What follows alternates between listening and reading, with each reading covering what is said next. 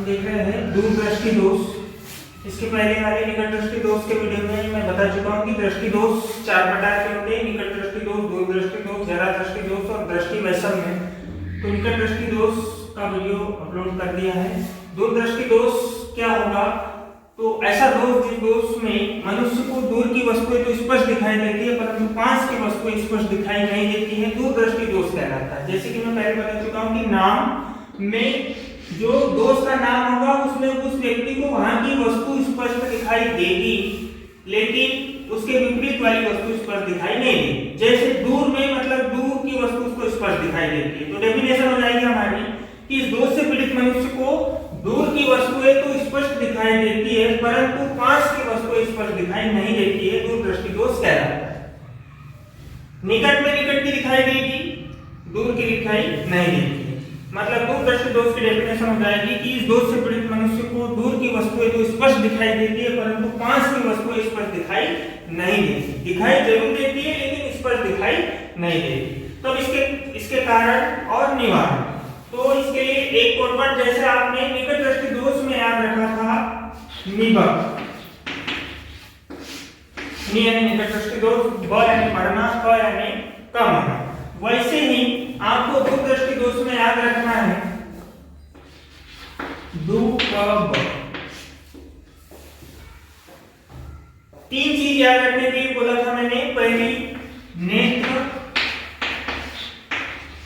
Lens, दूसरी बोला था रेटिना और तीसरी बोला था फोकस दूरी।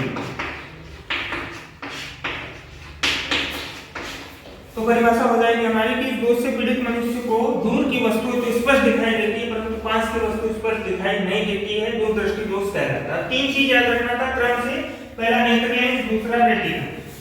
तो हमारे पास कोडवर्ड 2 यानी हो जाएगा दूरदृष्टि दोष। अब कब? 2 चीज पहली, नेत्र लेंस और रेटिना के बीच की दूरी कम हो जाने से, पहला कारण हो जाएगा उसका नेत्र लेंस और रेटिना के बीच की दूरी कम हो जाने से। 2 यानी दूरदृष्टि दोष हो गया, यानी कम हो जाना होता है। क्या कम हो जाना? नेत्र लेंस और रेटिना के बीच की दूरी कम हो जाने से। फिर दूसरा कारण है उसका कि नेत्र लेंस की फोकस दूरी बढ़ जाने से। तो यहाँ पे 2 यानी हो जाएगा नेत्र लेंस की फोकस दूरी बढ़ जाने से। तो 2 कारण हो गए, उनको याद रखने का तरीका बताया है कि दू क ब। 2 यानी दूरदृष्टि दोष, क यानी कम होना, ब यानी बढ़ना। क्या कम होना? नेत्र लेंस और रेटिना के बीच की दूरी कम होना, नेत्र लेंस की फोकस दूरी बढ़ जाए।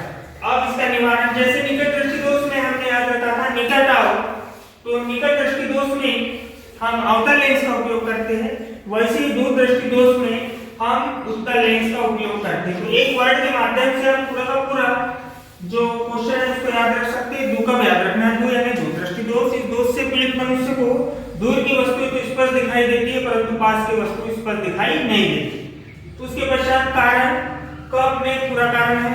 3 चीज याद रखना है, नेत्र लेंस, रेटिना और फोकस दूरी।